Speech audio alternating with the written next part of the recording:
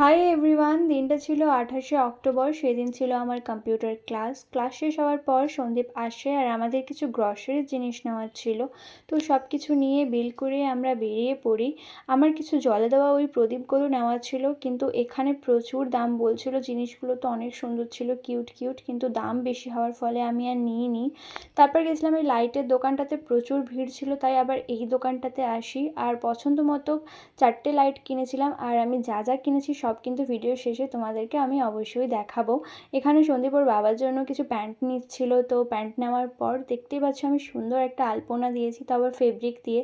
আর সন্দীপ আমাকে হেল্প করেছে, ও জীবনে কোনোদিন ছবি আঁকেনি, ফার্স্ট টাইম। তো এখানে আমি নিয়েছিলাম 4টে লাইট আর জলে দেওয়া এই প্রদীপগুলো।